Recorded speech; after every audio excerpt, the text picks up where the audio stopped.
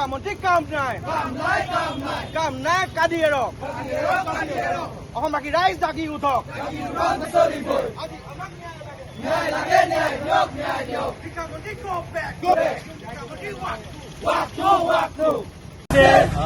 বৰ্তমান ভাৰতৰ যি সামগ্ৰিক পৰিস্থিতি বৰ্তমান ভাৰতত কি চলি আছে কি চলা নাই সমগ্ৰ ভাৰতত এটাই প্ৰশ্ন যে ধৰ্মেন্দ্ৰ প্ৰধান যিজন ভাৰতৰ শিক্ষামন্ত্ৰী অকমানি শিক্ষামন্ত্ৰী সেই শিক্ষামন্ত্ৰীয়ে পদত্যাগ কৰিব লাগে।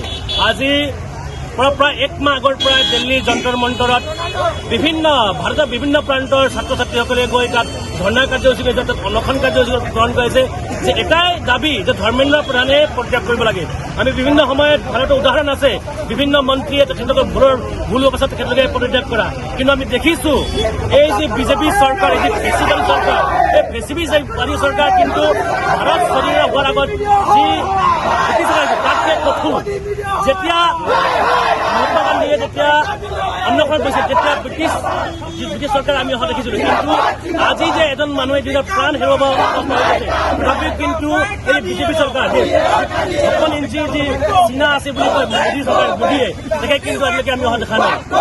আমি দেখিছো যে বিজেপি চৰকাৰে কেৱল পুঁজিপতিৰ কথা ভাবে, তেখেতলোকে কেৱল ধনী মানুহৰ কথা ভাবে, তেখেতলোকে ছাত্ৰ ছাত্ৰীৰ ভৱিষ্যত ছাত্ৰ ছাত্ৰীৰ নৱপ্ৰজন্মৰ বিষয়ে নাভাবে। সেই গতিকে আমি অসমৰ তিনিচুকীয়া জিলাৰ পৰা আজি এই যি সংগ্ৰাম চলি আছে সেই সংগ্ৰামলৈ আমি সন্মান জনাই আজি আন্দোলন এই আন্দোলন কাৰ্য হৈছে মাৰ্ঘেটা মহাবিদ্যালয় ছাত্ৰ সমাজে আৰম্ভ কৰিছে।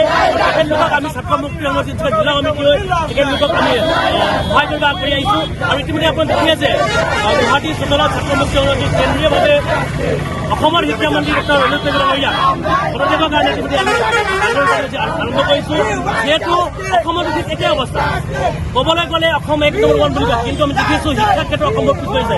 আপোনালোকে শুনিলে আচৰিত হ'ব যে অসমত আজিলৈকে পদত্যাগ কৰিবলৈ শিক্ষক নাই, অসমত আজিলৈকে পদত্যাগ কৰিবলৈ শ্ৰেণীকোঠা নাই, অসমৰ প্ৰায় 7 বিদ্যালয়ত আজিলৈকে হেডমাষ্টাৰ নাই 30:1 অৰ্থাৎ 30জন ছাত্ৰছাত্ৰীৰ বিপৰীতে এজন শিক্ষক থাকে। সেই অনুপাতে অসমত কিন্তু আজিলৈকে শিক্ষক নাই। আৰু ইতিমধ্যে আৰু বিধানসভা আপোনালোকে কিছু দিনৰ পূৰ্বে দেখিলে যে 600 টকীয়া যি কাপোৰৰ কথা ওলাইছে সেই সকলো বস্তুখিনি চালি জাৰি কৰি আমি ইতিমধ্যে ছাত্ৰ মুক্তি সংগ্ৰামীয়ে কেন্দ্ৰীয়ভাৱে গুৱাহাটীত আন্দোলন আৰম্ভ কৰিছো আৰু এই সামগ্ৰিক বান পৰিস্থিতিৰ কাৰণে অধিক হৈ দিয়া হৈছে। গতিকে যিধৰণে দিল্লীৰ যন্তৰ মণ্ডলত ধৰ্মেন্দ্ৰ প্ৰধানে পদত্যাগ কৰিব লাগিব আন্দোলন আৰম্ভ কৰিছে, ঠিক একেধৰণে অসমতো ডক্টৰ ৰণোজ পেগুৰা ডাঙৰীয়াই পদত্যাগ কৰিব বুলি আন্দোলন আমি আৰম্ভ কৰিছো। গতিকে আমি দেখিছো এই বিজেপি চৰকাৰৰ শিক্ষামন্ত্ৰী তেখেতলোকৰ মতে ছাত্ৰ ছাত্ৰী থাকক নাথাকক কিন্তু শিক্ষামন্ত্ৰী থাকিব লাগিব, এই ধৰণৰ তেখেতলোকে ব্যৱস্থা গ্ৰহণ কৰিছে।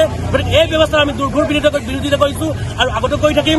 যেতিয়ালৈকে ধৰ্মেন্দ্ৰ প্ৰধানে পদত্যাগ নকৰে তেতিয়ালৈকে কিন্তু এই আন্দোলন অবিৰতভাৱে চলি থাকিব বুলি জনাইছো।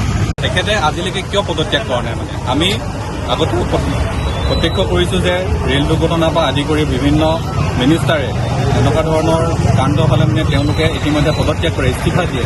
কিন্তু বিজেপি চৰকাৰৰ যি এইজন শিক্ষামন্ত্ৰী ধৰ্মেন্দ্ৰ প্ৰধান নেকি তেখেতে আজিলৈকে কিয় পদত্যাগ কৰা নাই। আমি শিক্ষা ব্যৱস্থা আমি দুৰ্নীতি হোৱাটো নিবিচাৰোঁ। আমাৰ পইণ্টটোৱে হৈছে সেইটো বৰ্তমান সময়ত বিজেপি চৰকাৰে যিটো দুৰ্নীতি কৰিছে নিট পেপাৰ লিককে ধৰি যিটো নেকি ব্যৱস্থা তেওঁলোকে কৰিছে সেইটো অতি গৰিহণাযোগ্য।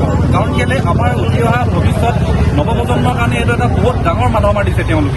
তেওঁলোকৰ নিজৰ ল'ৰা ছোৱালীবিলাকক তেওঁলোকে কেনেদৰে শিক্ষা দিব মই সেইটো আচলতে বুজি পোৱা নাই।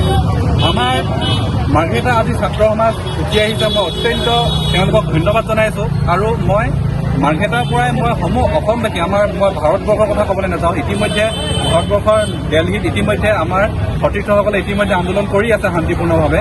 কিন্তু মই মাৰ্ঘেটাৰ পৰা মই আমাৰ অসমৰ মোৰ সতীৰ্থসকলক অনুৰোধ জনাইছোঁ যে তেওঁলোকে ওলাই আহক, বিজেপি চৰকাৰৰ বিৰুদ্ধে মাত মাতক, এই ধৰ্মেন্দ্ৰ প্ৰধানৰ বিষয়ে মাত মাতক আৰু এই যি নিট পেপাৰ লিককে ধৰি যি দুৰ্নীতি হৈ আছে এই সমূহৰ বিৰুদ্ধে তেওঁলোকে মাত মাতক। এয়াই আমাৰ লক্ষ্য হৈ আছে। ধন্যবাদ।